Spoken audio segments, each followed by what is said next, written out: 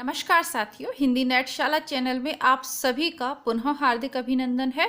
आप सभी जानते हैं अपने इस चैनल पर हम हिंदी की उच्च स्तरीय प्रतियोगी परीक्षाओं की तैयारी प्रमाणित पुस्तकों के माध्यम से करते हैं और इसी क्रम में आपके समक्ष इस प्रैक्टिस बुक के साथ मैं उपस्थित हूँ। हम पढ़ रहे थे उपन्यास गद्य विधा को, अर्थात उपन्यास गद्य विधा को हम इन MCQs या वस्तुनिष्ठ प्रश्नोत्तरी के माध्यम से हम कर रहे हैं, जिसमें पिछले वर्षों के परीक्षाओं के जो पुराने पेपर हैं उनका संकलन है। इसको आप अपना रिवीजन कर सकते हैं, मूल्यांकन कर सकते हैं और अभी तक कुछ नहीं पढ़ा है तो भी मैं कहूँगी कि जितने क्वेश्चंस मैं आपको करवा रही हूँ, जैसे कि गद्य विधाओं का आज 691 प्रश्न से कक्षा को प्रारंभ करेंगे तो काफ़ी प्रश्न 3-4 हज़ार प्रश्न हम कर लेंगे धीरे धीरे। तो इसी तरीके से आपको क्या करना है, नियमित रहना है। ये कुछ प्रश्न मैंने करा दिए थे, फिर भी रिपीट कर देती हूँ अंतिम प्रश्न को। इसमें पूछा गया है कि ये जो उपन्यास है, फेमस उपन्यास हैं, इनका परिवेश कौन सा गांव है। आगे भी पूछा जा सकता है क्योंकि वर्तमान में ऐसे ही प्रश्न पूछे जा रहे हैं। या तो आपके उपन्यास और नाटक, इनकी पंक्तियां पूछी जाएंगी कि ये कथन किसका है, या फिर इस तरीके से कि इसका परिवेश क्या है, अथवा उसमें आई हुई किसी भी घटना से संबंधित, जैसे राग दरबारी में कौन से कॉलेज का वर्णन है, तो छंगामल इंटर कॉलेज। इस तरीके से प्रश्न पूछे जा रहे हैं। तो आप देख लीजिएगा, राग दरबारी उपन्यास में शिवपालगंज का है, श्रीलाल शुक्ल का ये उपन्यास है, शिवपालगंज गांव का वर्णन है। निर्मल वर्मा का जो अंतिम अरण्य है, अंतिम अरण्य में बहादुरगंज का जो है वर्णन है। अंतिम अरण्य क्या है कि जीवन में जैसे वृद्धावस्था है ना, वृद्धावस्था में जब परिवार वाले साथ छोड़ देते हैं तो उस समय का वर्णन है। भीष्म साहनी का जो बसंती है, ये कई बार पूछा गया, इसमें दिल्ली महानगर का वर्णन है। मेहरुनिसा परवेज का जो कोरजा है, उसमें बस्तर मध्य प्रदेश का वर्णन है। अब बस्तर वैसे तो नक्सलीवादी जो गतिविधियां हैं उसके लिए फेमस है, लेकिन कोरजा का परिचय मुझे नहीं है, कोरजा मैंने नहीं पढ़ा है, तो मुझे नहीं पता कि कोरजा में का वर्ण विषय क्या है ना, वर्णीय विषय क्या है। लेकिन बस्तर जहाँ तक मुझे याद है नक्सलवादी उसके लिए काफ़ी फेमस है, गतिविधियों के लिए। फेमस क्या कहें कि एक तरीके से गलत ही बात है, लेकिन ठीक है, जो भी है। ये इसके 4 ऑप्शंस हैं। आगे देखेंगे, ये पूछ रहे हैं कि वर्णीय विषय के साथ सुमेलित करना है।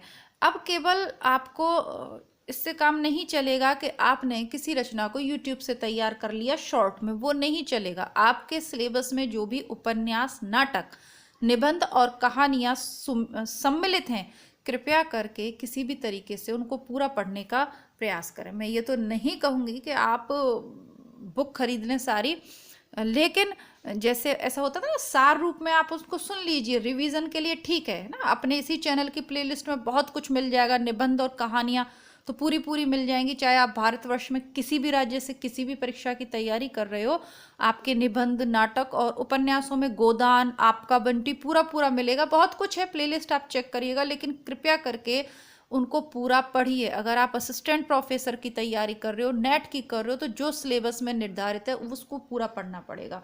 उसका सार आप देख लें, यूट्यूब से कोई एक्सप्लेन कर रहा हो, चाहे मैं ही क्यों ना हूँ, तो रिवीजन के तौर पे तो सुन लीजिए, लेकिन उसको पढ़ना पड़ेगा आपको। अब नाच्यो बहुत गोपाल कई बार पूछा हुआ है, इसका सीधा उत्तर देख लेते हैं। कई बार पूछा है, तो नाच्यो बहुत गोपाल ये दलित जीवन पर आधारित है। सूरज का 7वां घोड़ा धर्मवीर भारती का है। इसमें इलाहाबाद का परिवेश है। मुझे चांद चाहिए सुरेंद्र वर्मा का है। इसमें क्या है, रंगमंच और सिनेमा का संसार। गली आगे मुड़ती है, इसमें वाराणसी का शैक्षिक परिसर है। पुनः देख लेते हैं, चारों बहुत इंपॉर्टेंट है। नाच्यो बहुत गोपाल दलित जीवन पर आधारित है ये उपन्यास। सूरज का 7वां घोड़ा इलाहाबाद के परिवेश में, तो इलाहाबाद में अभी क्या चल रहा है, महाकुंभ चल रहा है। इलाहाबाद छोड़िए, प्रयागराज मान लीजिए, महाकुंभ, तो महाकुंभ में 7 घोड़े दौड़ रहे हैं। अभी देखा ना आपने, आप दृश्य देखते हो तो पानी में घोड़ों पर बैठे लोग दिखते हैं ना आपको, घोड़ों पर बैठ के पुलिस वहाँ कर रही है ना, जो भी बोलते हैं उसको। तो आप इसको ऐसे कर लीजिए ना, सूरज का 7वां घोड़ा, सूरज निकलता है और उसको याद रखिए उस छवि को कि सूरज निकलता है तो घोड़े पर पुलिस कहाँ बैठी हुई है। ये भी प्रयागराज कुंभ का दृश्य अभी तो वर्तमान में वही चल रहा है, तो उसी को ध्यान में रखते हुए ध्यान रख लीजिएगा कि प्रयागराज का परिवेश है। ठीक है, कनेक्ट कर लीजिए, इतने सारी चीजें एकदम से याद रखना संभव नहीं होता। मुझे चांद चाहिए, चांद छिपा बादल में, है ना, ऐश्वर्या राय का गाना है ना, चांद के तो बहुत सारे हैं ना, आ जा रे आजा चंदा, हर ख्वाहिश पूरी होगी, पता नहीं ऐसे ही। तो ये जो चांद के जितने भी गाने कहाँ पर हैं, सिनेमा के संसार में, कहाँ पे है, सिनेमा के संसार में। तो इसमें क्या हो गया, जब भी चांद चाहिए की बात, क्योंकि रियल जिंदगी में किसी को चांद नहीं मिल रहा होता, वो हीरोइन नहीं कहती है मुझे चांद ला दो और हीरो ला के दे देता है। तो ये सब कहाँ होता है, रंगमंच पे और सिनेमा के संसार में होता है। भैया हमारी और आपकी दुनिया में तो हम लोगों के पति तो ला के देते नहीं है, तो हम तो ऐसी कल्पनाओं की लोक में जी नहीं रहे। अब गली आगे मुड़ती है, अब गली आगे मुड़ती है तो क्या हो रहा है, महाकुंभ में इतनी भीड़ हो रही है, अब हर कोई आगे, इतनी सारी जनता चली जा रही है, कहाँ जा रही है, प्रयागराज से कहाँ जा रही है, वाराणसी जा रही है। लेकिन अभी क्या है, परीक्षा चल रही है, जैसे अभी सूचना, अभी जस्ट में टीवी देख रही थी कि 24 तारीख को जो बोर्ड एग्जाम था वो कैंसिल हो गया। तो सब लोग क्या कहते हैं, अरे आगे बढ़ो आगे बढ़ो, ये गली आगे मुड़ रही है, गली आगे मुड़ रही है। कहाँ की गली आगे मुड़ रही है, तो वाराणसी का जो शैक्षिक परिसर है वहां पर गली आगे मुड़ती है। अरे भाई इसका इससे कोई संबंध नहीं, जस्ट ट्रिक है कि बस आपके माइंड में आ जाए। अगर ये ऊपर के 3 ऑप्शन नहीं आए और पूछ ले कि गली आगे मुड़ती है का वर्ण विषय क्या है, तो आपके माइंड में आना चाहिए वाराणसी का शैक्षिक परिसर। वाराणसी, गली आगे मुड़ती है वाराणसी का, क्योंकि श्रद्धालु प्रयागराज में फुल हो गए तो अब कहाँ जा रहे हैं, वाराणसी का शैक्षिक परिसर घूमने जा रहे हैं। बस आप ऐसे लगा लो, आगे बढ़ते हैं। देश विभाजन के प्रसंग पर आधारित उपन्यास हैं। झूठा सच बिल्कुल है, यशपाल का है। तमस हिंदी बुकशाला चैनल पे हमने पढ़ा था। भीष्म साहनी का है, बिल्कुल है। और इसके बाद है कितने पाकिस्तान। कितने पाकिस्तान किसका है, ये भी काफी फेमस है ना, कितने पाकिस्तान, और अभी याद था लेकिन अभी नहीं आएगा। छोटे छोटे महायुद्ध नहीं है, ऑप्शंस देख लेते हैं। सही उत्तर है 1 2 3। हाँ, तो ये कितने पाकिस्तान, झूठा सच और तमस, तीनों की तीनों कितने पाकिस्तान कमलेश्वर का है ना, कितने पाकिस्तान कमलेश्वर का है। तो ये तीनों की तीनों उस पर आधारित हैं। चलिए इसमें दिया होगा नीचे। हाँ, झूठा सच के 2 भाग हैं। 1958 में पहला भाग प्रकाशित हुआ, वतन और देश। दूसरे भाग का प्रकाशन 1960 में हुआ, देश का भविष्य। ये यशपाल के। तमस भीष्म साहनी का है, ठीक है। और हाँ जी, याद आ गया, कितने पाकिस्तान कमलेश्वर का। मैं सही बता रही थी आपको। छोटे छोटे महायुद्ध का संबंध देश के विभाजन से नहीं, इसके रचनाकार रमाकांत हैं।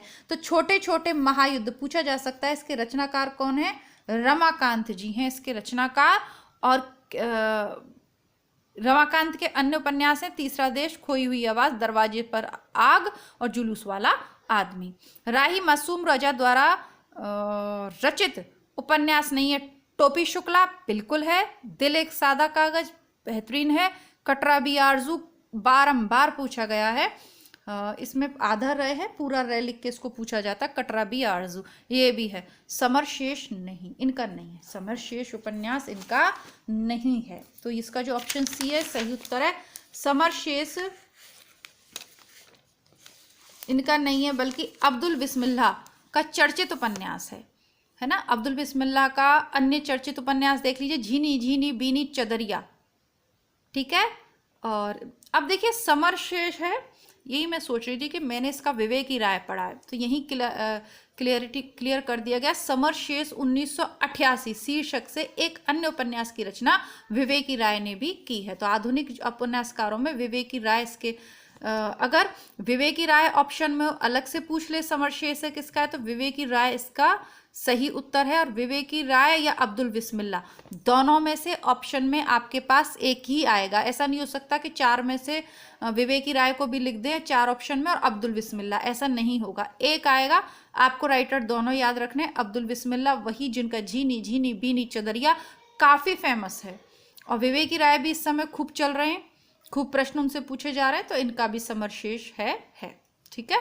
तो आगे बढ़ते हैं। मुरारी और नरगिस के प्रेम पर आधारित उपन्यास कौन सा है। चंद हसीनों के खतूत, बेचैन शर्मा पांडे उग्र का।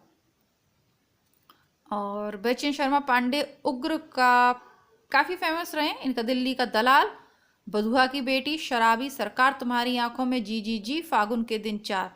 ठीक है, ये है। जबकि आदर्श दंपति के लेखक लज्जा राम मेहता है। जो आदर्श दंपति होते हैं उनमें लज्जा रहती है।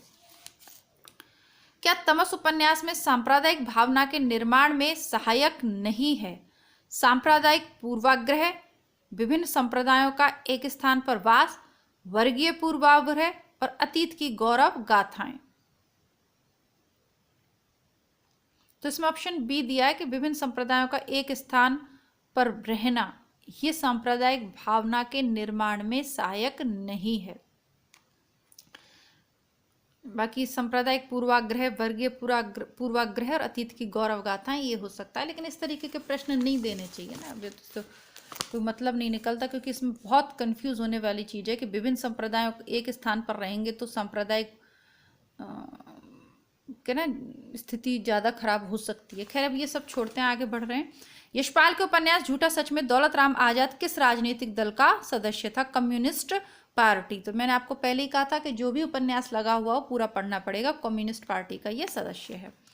अगर प्रेम खुंखार शेर है तो मैं उससे दूर ही रहूंगी, ये मालती का कथन है। भाई, गोदान तो मैं इतनी बार पढ़ चुकी हूँ और आपको पढ़ा चुकी हूँ, तो मैंने तो उसे गाय ही समझ रखा था। मैं प्रेम को संदेह के ऊपर समझती हूँ। यह देह की वस्तु नहीं, आत्मा की वस्तु है। संदेह का वहां जरा भी स्थान नहीं और हिंसा तो संदेह का ही परिणाम है। वह संपूर्ण आत्मसमर्पण है। ये पंक्तियां गोदान उपन्यास में किस पात्र द्वारा कही गई हैं? तो ये मालती के द्वारा कही गई है। ठीक है, अब हजारी प्रसाद द्विवेदी के उपन्यासों को कथा स्रोत की दृष्टि से सुमेलित करना है। तो इसको डायरेक्ट देखें। बाण भट्ट की आत्मकथा, इसमें छठी 7वीं शताब्दी का वर्णन है। 1946 में लिखा गया है। चारुचंद्र लेख में 12वीं 13वीं शताब्दी का की विषय वस्तु वहां से ली गई है इसकी, तो 1963 है। पुनर्नवा 4वीं शताब्दी इसका समय रखा गया, 1973 में रचित है और समय 4वीं शताब्दी है। और अनामदास का पोथा उपनिदेश औपनिषदिक काल को के समय की घटनाओं पर आधारित और 1976 में लिखा गया है। तो आप अनामदास का पोथा याद रखिएगा, औपनिषदिक काल। और एक जो बार बार पूछा जाता है, बाण भट्ट की आत्मकथा 6वीं 7वीं शताब्दी। निम्नलिखित उपन्यासों का प्रकाशन काल की दृष्टि से सही अनुक्रम क्या है? तो अब इनका तो आपको याद करना पड़ेगा, देख लेते हैं। गर्मराग 1957, उपेंद्रनाथ अश्क, भूले विसरे चित्र 1959, भगवती चरण वर्मा, टेराकोटा 1971, लक्ष्मीकांत वर्मा और मानस का हंस 1972, अमृतलाल नागर। नई पौध के लेखक कौन हैं? तो नई पौध के लेखक हैं नागार्जुन। नई पौध उपन्यास के लेखक हैं नागार्जुन। ठीक है, नागार्जुन के अन्य उपन्यास हम देखेंगे। रतिनाथ की चाची, बलचनामा, नई पौध 1953, बाबा बटेश्वर नाथ, वरुणा के बेटे, दुखमोचन, कुंभीपाक, हीरक जयंती, उग्रतारा, जमनिया का बाबा और गरीबदास। तो ये आज आपकी इस कक्षा के माध्यम से 700 प्रश्न कंप्लीट हो गए हैं। मैं पुनः आप सभी से आग्रह करूंगी, चैनल पे पहली बार हैं, कृपया करके प्लेलिस्ट को जरूर चेक करें। इधर उधर भटकने से आप बच जाएंगे, बहुत सारा समय आपका बच जाएगा। तो इसी के साथ कक्षा को समाप्त करते हैं। पुनः आपसे मिलती हूँ सुबह दिन में। जो आपका वीडियो अपलोड हो रहा है वो हिंदी साहित्य के अंतर्गत आधुनिक काल को हम तैयार कर रहे हैं और प्रैक्टिस सेट में आपका उपन्यास गद्य विधा चल रही है। तो दोनों की साथ साथ तैयारी हो रही है। रिवीजन के तौर पर मैं आपको आदिकाल से नोट्स करवा रही हूँ, चेक कर लीजिएगा। और अब इससे ज़्यादा मैं आपसे क्या कहूँ, मिलती हूँ पुनः। धन्यवाद।